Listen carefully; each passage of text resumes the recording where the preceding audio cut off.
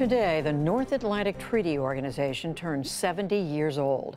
In Washington, NATO's foreign ministers endorsed support for Ukraine, the site of Europe's only active war. Here's Nick Schifrin. 70 years ago today, the world's longest-running military alliance was signed into existence, and President Truman vowed NATO would not be a threat to the Soviet Union. There are those who claim that this treaty is an aggressive act on the part of the nations which ring the North Atlantic. That is absolutely untrue. But today, as it did 70 years ago, NATO is taking steps opposed by what is now Russia.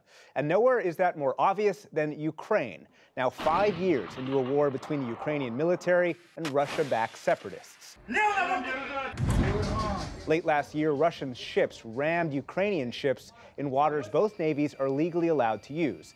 And today, NATO announced more support for Ukraine, including stepped-up presence of NATO ships, surveillance of the Russian Navy, and training of Ukrainian troops. That's in addition to $250 million of assistance in the U.S. defense budget, including radar systems, refurbished Coast Guard cutters, and tactical vehicles. And to talk about all that, I'm joined by Kurt Volker, former ambassador to NATO and now the special representative for Ukraine. Welcome to the NewsHour. Thank you very much. Why is it in U.S. interest for NATO to support Ukraine, which isn't, of course, a NATO member? Well, the first thing is that NATO is a defensive alliance of protecting its members, as President Truman said.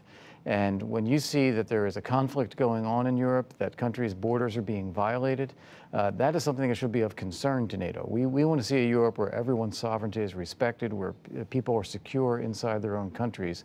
Russian aggression against Ukraine is therefore a threat to security in Europe as a whole. But NATO, as you know, has not been unified over Ukraine. You have frontline states in the East who have wanted to be more aggressive against Russia, states like Germany, France, the UK, and perhaps to a certain extent the US, who wants to be a little more cautious. Is NATO really doing enough to have an impact on Russia's behavior in eastern Ukraine? Well, two thoughts on that. First, I think it's not quite fair to say that NATO has not been unified on Ukraine. And in fact, just this week, the NATO foreign ministers approved a Black Sea security approach for NATO, which is in part about showing support for freedom of navigation, security in the Black Sea, and that bolsters Ukraine.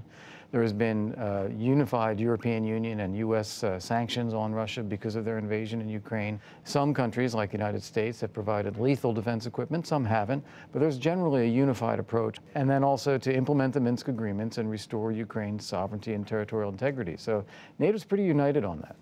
There is a flip side, of course, to this argument that says the U.S. and NATO is doing too much. And the question is, why should the U.S. risk provoking Russia over Ukraine, again, a non-NATO member, and Ukraine that, as President Obama put it, Russia would always care about more than the U.S. would? Well, I think what we care about is for people to be able to be free, to have democracies, to be secure in their societies. And so the Russian bear is not a question of our poking the bear. The Russian bear has taken a chunk out of Ukraine. And what we'd like to see is Ukraine be able to get its territory back and to be able to be safe and secure within its own borders. This is not a threat to Russia. It's not a poke to Russia. It is about Ukraine being a sovereign country that has a right to its own security. You've said yourself Ukraine needs to get better in order to resist Russian interference, corruption, of course, being the top of the list.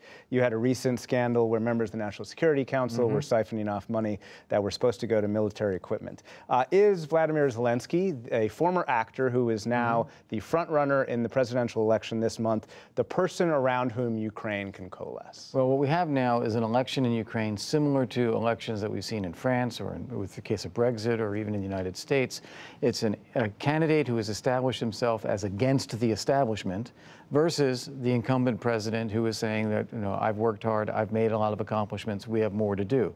And now the Ukrainian public is faced with this choice. Do they want someone who is just going against the establishment, promising massive reform, or do they want someone who maybe has been disappointed to them in some respects, but has done more on reform than anyone else has in Ukraine for the past 20 years and stood up to Putin? You're talking about the incumbent Poroshenko. So they've got this choice in front of them.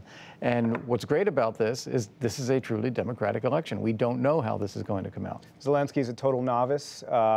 What's to stop Russian President Vladimir Putin from testing him or using this moment as a way to somehow change the status quo? Well, I think we can assume, based on Russia's behavior up till now, that they will continue to test whoever is the president of Ukraine. They've invaded, they've taken territory, they keep the fighting going. You see all kinds of propaganda, RT, Sputnik, cyber attacks, the whole toolbox is on display in Ukraine. Are they manipulating the election? They're trying to, and kind of, like in a lot of countries, the Russians are involved, but at the same time, it's very hard to mess with people's own sense of their own interests. And I'm not sure they had an impact in the first round. I'm not sure they'll have an impact in the second round. Kurt Volker, former ambassador to NATO and current special representative for Ukraine, thank you very much. Thank you for having me. And as part of our NATO anniversary coverage, Nick Schifrin talked with the foreign ministers of former adversaries, Greece and North Macedonia, for their first ever joint interview.